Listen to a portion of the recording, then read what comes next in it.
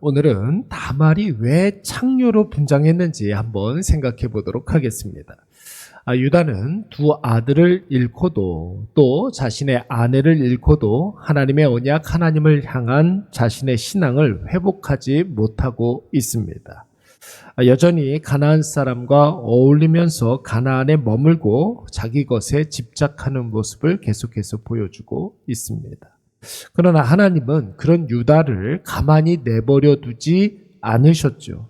유다는 자신도 모르는 사이에 유다도 잊어먹고 있었던 다말에게로 유다가 옮겨져 가고 있습니다.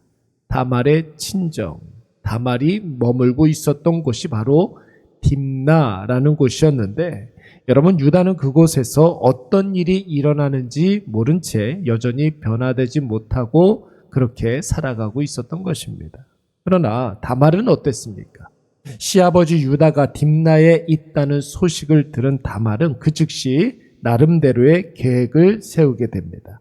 여러분, 다말의 계획이라는 것이 다른 것이 아닙니다.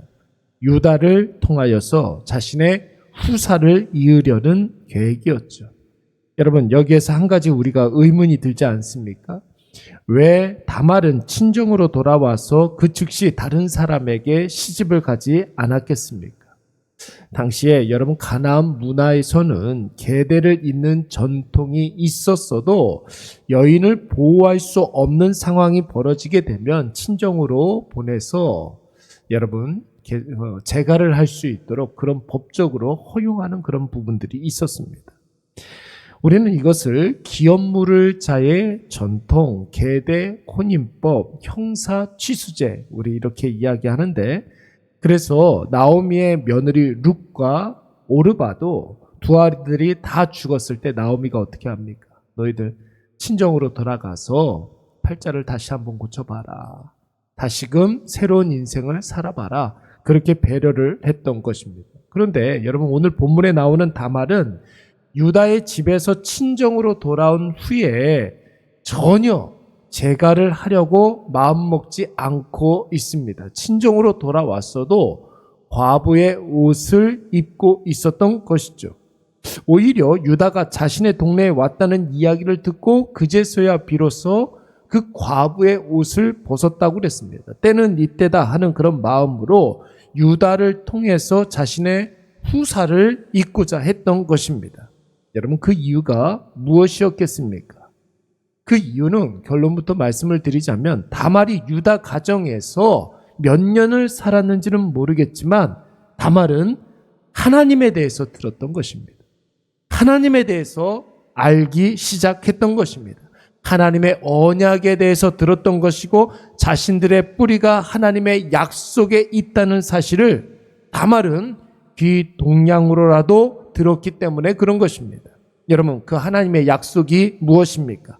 아브라함에게는 땅과 자손과 복을 주리라 말씀하셨습니다. 이삭에게는 후손을 통해서 더 큰 복을 주리라 하나님께서 약속하셨습니다. 야곱을 통해서는 후손뿐만 아니라 온 세상 모든 열방이 복을 받을 것이다 라는 언약의 말씀을 다말이 들은 것이에요. 다말이 귀동냥으로라도 들은 그 말씀을 마음에 담아 두었습니다. 유다는 그 말씀을 무참히 무시하고 자신의 힘으로 일어나고 강성해지고 평안하려고 했지만 다말은 하나님의 말씀을 확신하고 그 마음에 새겼던 것입니다. 그래서 여러분, 남편 엘이 죽었을 때에도 길을 쓰고 유다 가정에 남아 있으려고 했던 것이고, 오난이 죽은 이후에도 여러분 유다 가정에 있으려고 했습니다. 두 아들이 죽은 이후에 세 번째 아들까지도 잃을까봐 유다가 다말을 친정으로 보냈을 때에도 다말은 유다 가정으로 돌아갈 생각만 하고 있었어요. 그래서 과부의 옷을 벗지 아니하고 친정으로 돌아왔었을 때에도 과부의 옷을 입고 있었던 것입니다. 여러분, 다말은 하나님의 말씀을 들었고 그 하나님의 말씀을 마음에 새겼고 하나님이 주시는 그 말씀의 복락을 사모했던 사람이었습니다. 그래서 오늘 다말은 시아버지 유다가 자신의 동네에 있다는 사실을 듣고 다시금 하나님의 언약 안으로 들어가려고 했던 것입니다. 여러분, 물론 나타나는 현상만 보면 상식적으로 윤리적으로 이해할 수 없는 일들 아닙니까? 며느리가 창녀 복장을 하고 시아버지를 유혹하고 거기에 심지어 담보물까지도 요구하고 있습니다. 여러분, 이게 얼마나 비윤리적이고 폐륜적인 그런 모습들입니까? 그러나 여러분, 하나님은 다말의 그 마음의 중심을 보신 줄로 믿습니다. 여러분, 다말이 유다를 전부터 흠모했기 때문이 아니라는 것을 하나님은 알았어요.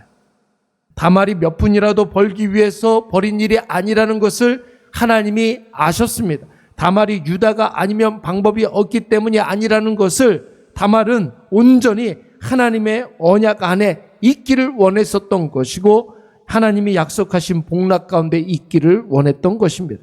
하나님께서는 다말의 그 믿음을 보시게 된 것입니다.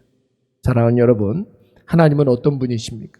이게 눈으로 나타나는 그런 현상보다는 여러분 보이지 않는 현상, 그러니까 보이지 않는 곳에서 정말로 보이는 것을 나타나게 하는 그 우리의 마음의 태도, 자세, 중심 이런 것들을 보시는 분이십니다. 말로 아무리 미사 여구한다 할지라도 아무리 근사하게 포장하고 꾸민다 할지라도 하나님은 그 마음에 무엇이 있는지를 다 꿰뚫어 아시는 분이신 줄로 믿습니다.